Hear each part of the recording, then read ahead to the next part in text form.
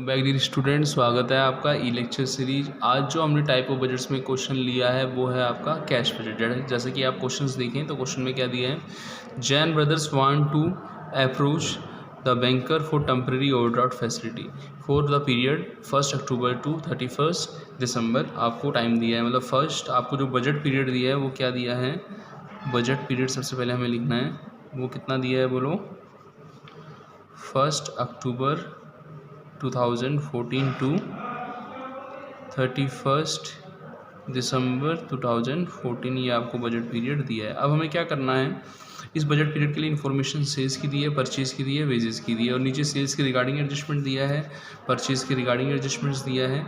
तो हम देखते हैं, तो सबसे पहले एडजस्टमेंट दिया है 50% of credit sales realised in the month of following, कि हम जब सेल्स करते हैं, जैसे सपोज मान लीजिए हम यहाँ पे एक वर्किंग नोट बनाते हैं, सेल्स का एक वर्किंग नोट मैं यहाँ पे बना रहा हूँ। हमेशा ध्यान रखिएगा, जिस जिसकी एडिशनल इन्फॉर्मेशन दी जाती है, जिस जिसका एडजस्टमेंट दिया जाता है, तो उसका हमें वर्किंग नोट भी बनाना होता है। तो मैं यहाँ पे पहले वर्किंग नोट किसका बना रहा हूँ, सेल्स का बना रहा हूँ। तो सेल्स का वर्किंग नोट बनाते समय हमें वही ध्यान रखना है कि जो बजट पीरियड है उसके कॉलम तो बनेंगे ही अपने। बजट पीरियड आपको पता है क्या है, बोलो।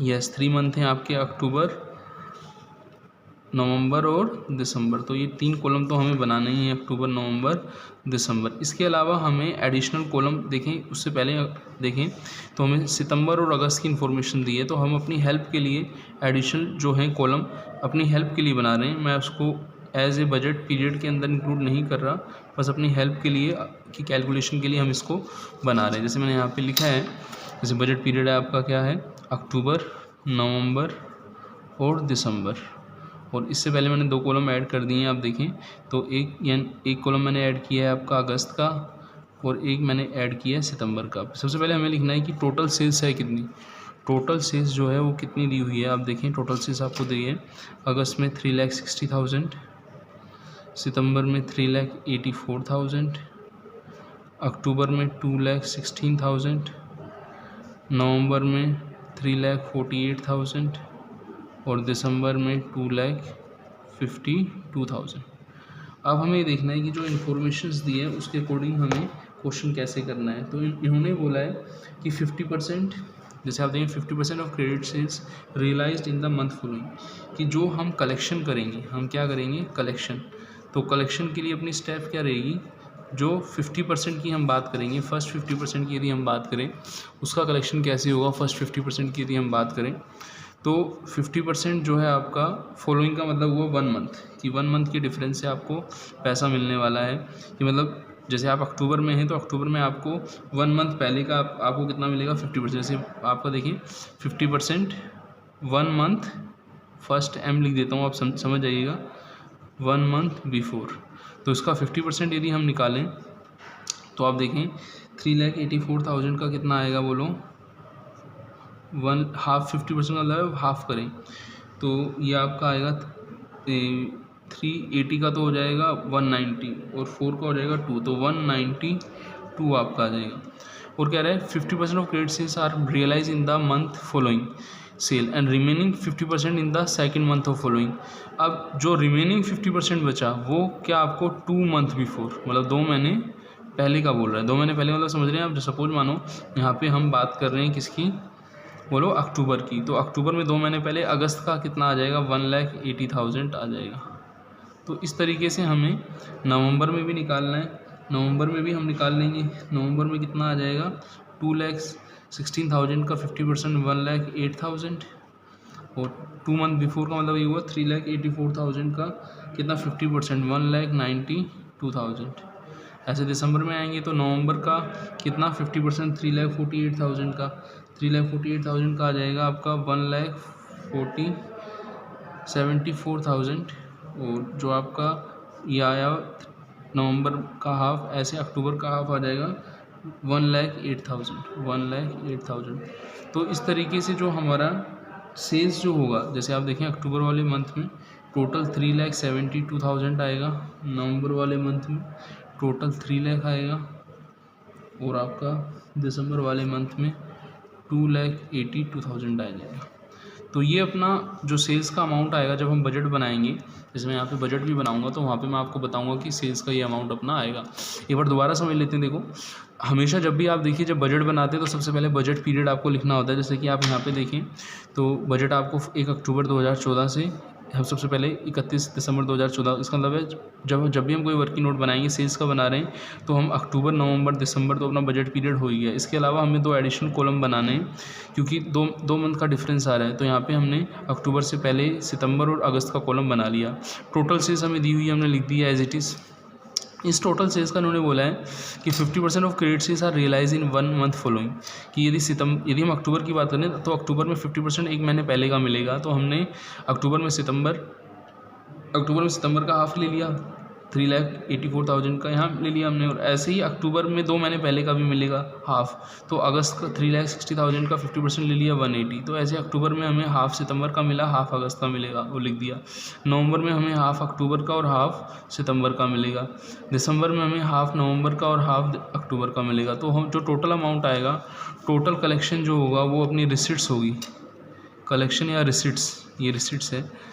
तो जब हम बजट बनाएंगे तो रिसिट्स के अंदर इस अमाउंट को हम दिखाएंगे। जैसे कि मैं यहाँ पे बजट बना ही देता हूँ, वर्किंग नोट साथ के साथ हम बना ही रहे हैं। तो मैं यहाँ पे सॉल्यूशन कर रहा हूँ और सॉल्यूशन में आपको बताइए बजट अपना कौन सा है, बोलो कैश बजट है।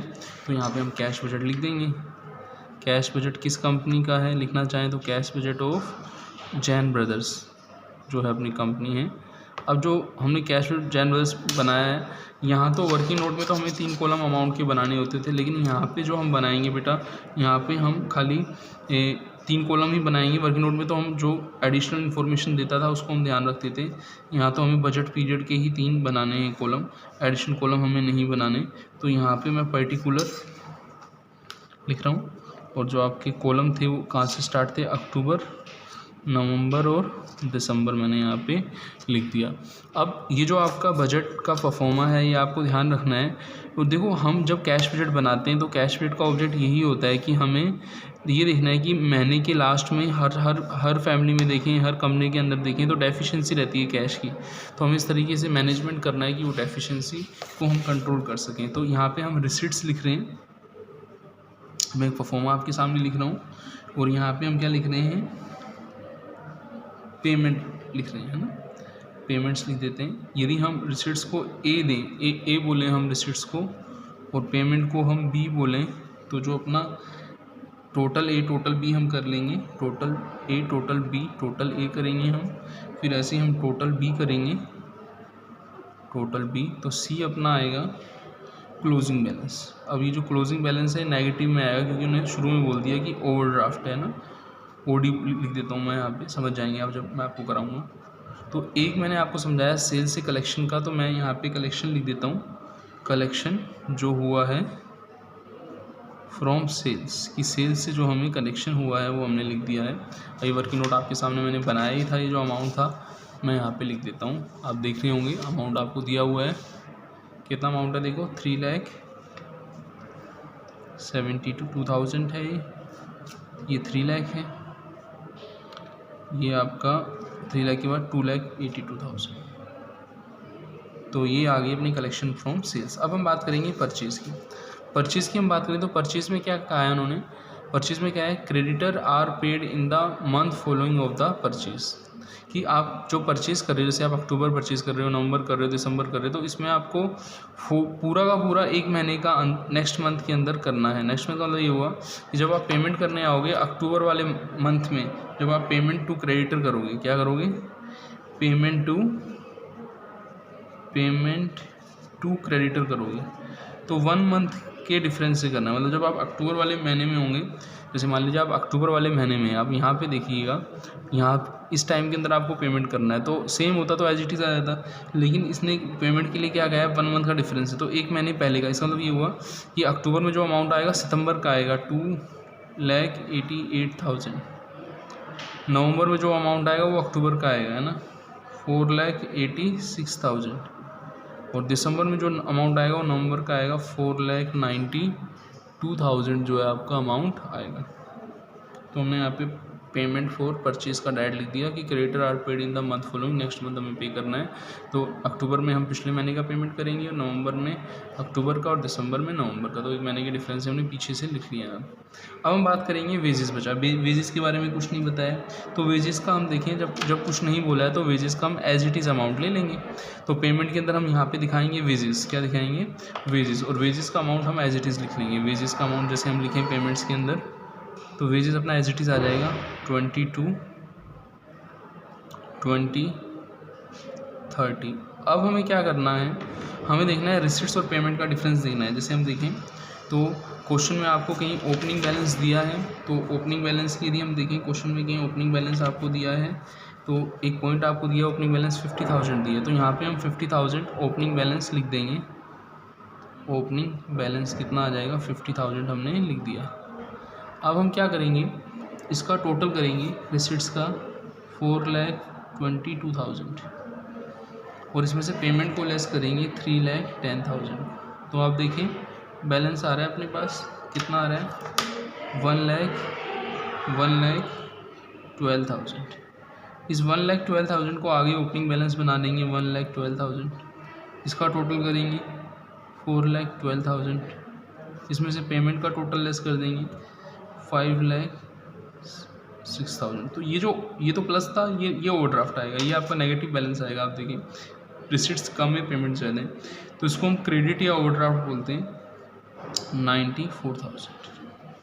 फिर इस ओवरड्राफ्ट को हम क्रेडिट लिखते हुए यहाँ लिखेंगे 94,000।